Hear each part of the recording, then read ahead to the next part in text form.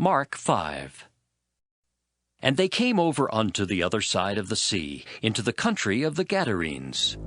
And when he was come out of the ship, immediately there met him out of the tombs a man with an unclean spirit, who had his dwelling among the tombs, and no man could bind him, no, not with chains, because that he had been often bound with fetters and chains, and the chains had been plucked asunder by him, and the fetters broken in pieces, neither could any man tame him.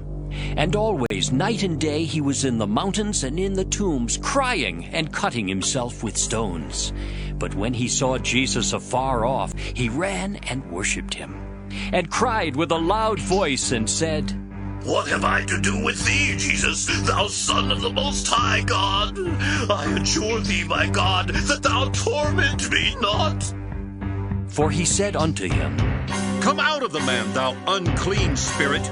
And he asked him, What is thy name? And he answered, saying,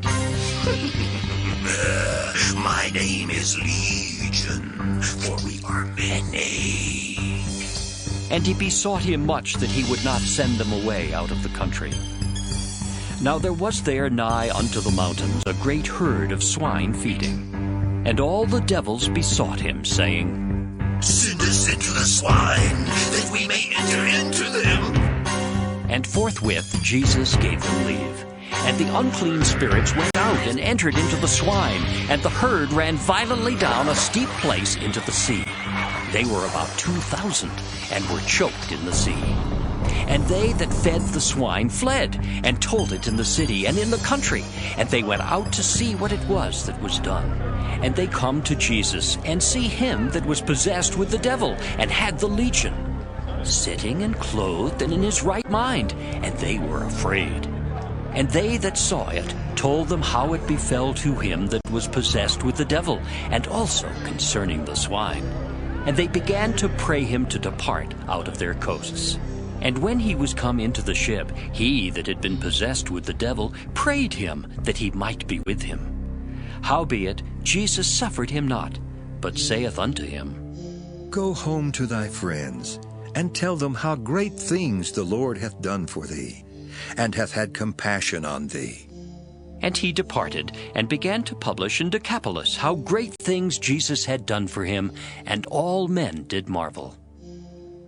And when Jesus was passed over again by ship unto the other side, much people gathered unto him, and he was nigh unto the sea.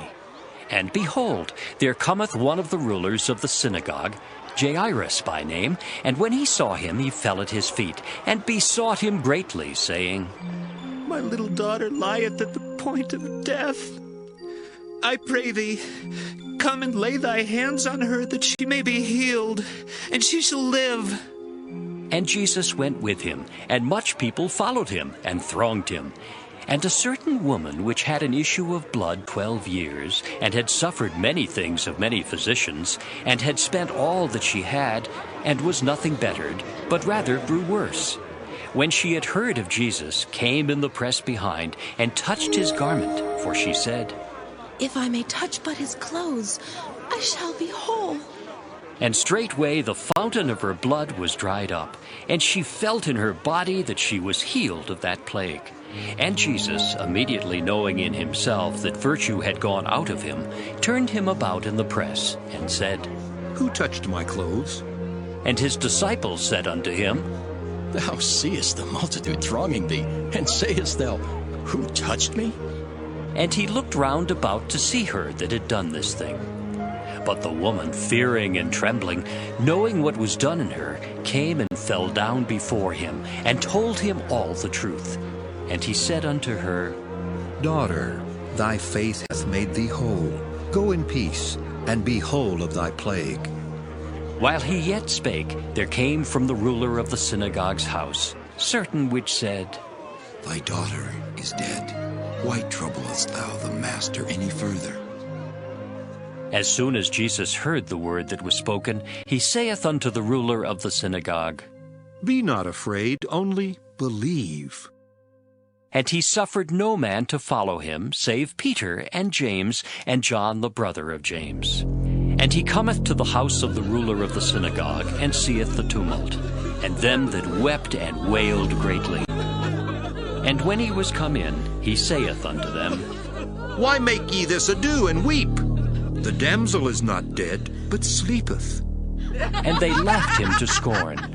But when he had put them all out, he taketh the father and the mother of the damsel, and them that were with him, and entereth in where the damsel was lying. And he took the damsel by the hand, and said unto her, Talitha cumi.